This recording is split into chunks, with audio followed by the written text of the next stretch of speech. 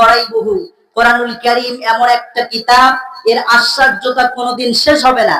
যতদিন যাবে কোরআনুল কারীমের আশ্চর্যতা ততই বাড়তে থাকবে। বলি সুবহানাল্লাহ।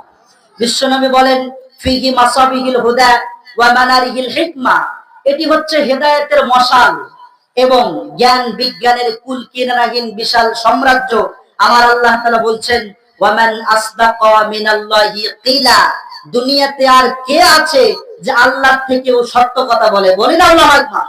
আমরা তো দুনিয়াতে কত মানুষের কথা শুনি, 100টার মধ্যে 98টাই মিথ্যা কথা, আছে না নাই? আল্লাহর কথার মধ্যে কি কোনো মিথ্যা আছে?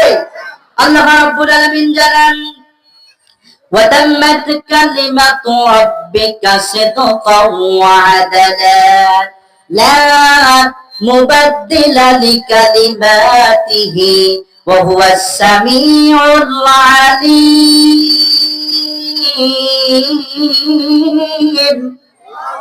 রব্বুল আলামিন বলছে, হে রাসূল, যে কোরআনুল কারীমটা আপনাকে আমি আল্লাহ দিলাম, তিনটা বিষয় পরিপূর্ণ করে কোরআনটা আপনাকে দিয়েছি।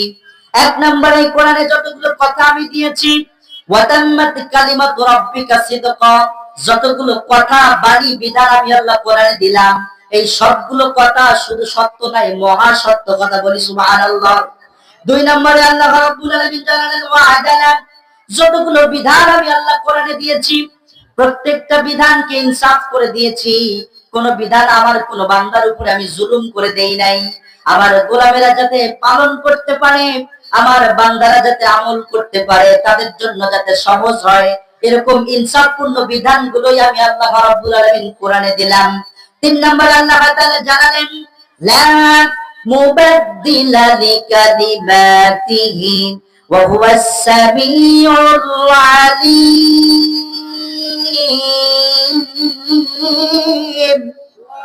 রব্বুল আলামিন বলছেন, লা মুবাদদিলা লিকালিমাত, আমি আল্লাহর ঘোষণা হলো কিয়ামত পর্যন্ত কোনো বদল আসবে না, কিয়ামত পর্যন্ত কোনো পরিবর্তন হবে না। কোনো পরিবর্তন নাই, বদল নাই।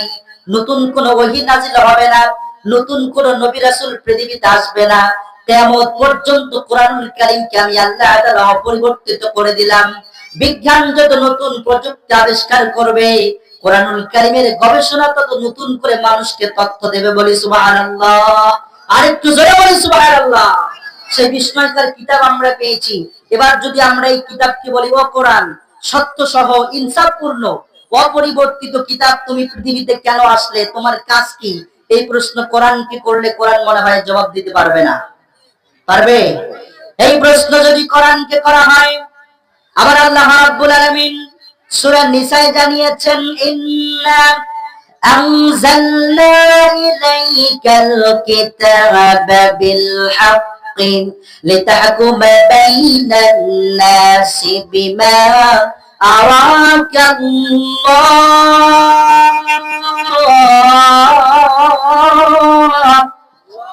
রব্বুল আলামিন বলছে, হে রাসূল, সত্য সহ ইনসাফপূর্ণ অপরিবর্তিত কিতাব তো আমি আল্লাহ এই কারণেই দিলাম, লিতাহকুমা বাইনান নাস, কোরআনুল কারীম দিয়ে আপনি লিতাহকুমা করবেন, মানুষের জীবনের প্রত্যেকটা অঙ্গনের প্রত্যেকটা সেক্টরে কোরআনুল কারীমের বিধান দিয়ে আপনি পরিচালিত করবেন, কোরআনুল কারীমকে বিচারের কাজে ব্যবহার করবেন। তার মানে হলো রব্বুল আলামিন জানালেন, তিবিয়ানাল লিকুল্লি শাই, একজন মানুষ তার ব্যক্তিগত জীবন, তার পারিবারিক জীবন, তার সামাজিক জীবন, তার অর্থনৈতিক জীবন, তার রাজনৈতিক অঙ্গন, একেবারে রান্নাঘর থেকে শুরু করে সংসদ ভবন পর্যন্ত একজন ব্যক্তি কিভাবে চলবে, তার সমস্ত জীবনের গাইডলাইন কি আল্লাহ রাব্বুল আলামিন কোরআনুল কারীমকে সংরক্ষিত করে দিলেন। বলি সুবহানাল্লাহ। আরেকটু জোরে বলি সুবহানাল্লাহ। কোরআনুল কারীমের বিভিন্ন জায়গায় আল্লাহ রাব্বুল আলামিন লিতাহকুমা বাইনান নাস লিখেছেন। কোরআনুল কারীম এসেছে ন্যায় বিচার কায়েম করার জন্য। আপনারা এবার একটু আওয়াজ দিয়ে বলুন তো, কোরআনুল কারীম দিয়ে কোনো বিচার বাংলার জমিনে চালু আছে নাকি? আওয়াজ দেন, আছে? কোরআনুল কারীমের কোনো বিচার চালু নাই, অথচ আল্লাহ দিলেন কে বিচার করার জন্য। এটা তো আমরা রেখে দিয়েছি ঘরের সুরকেছে অথবা মসজিদের মেম্বারে। আল্লাহ তো বলছেন না, শুধু ওই জায়গায় রাখার জন্য কোরআন দেয় নাই।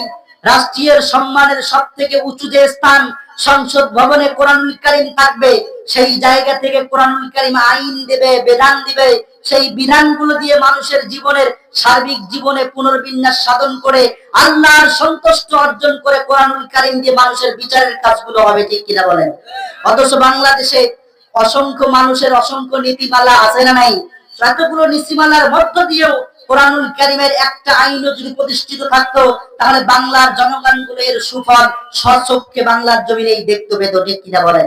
কোরআনুল একজন মানুষ যদি চুরি করে, আপনারা একটু আওয়াজ দেন আমাকে, শুধু আমাকে যেতে দেন জায়গা মতো। একজন মানুষ যদি চুরি করে, চুরি করার পরে তার বিচারটা কি? হাতটা কেটে দাও, এই বিধানটা কোরআনে আছে না নেই?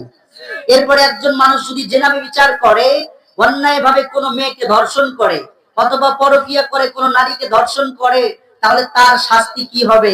সেটাও কোরআনুল কারীমে আছে না নেই? এরপরে কেউ যদি কোনো মানুষকে অন্যায় ভাবে হত্যা করে, তার শাস্তিটাও কি হবে? এটাও কোরআনের মধ্যে আছে না নেই? একটা চোরকে ধরে প্রকাশ্যে দিবালোকে তার হাত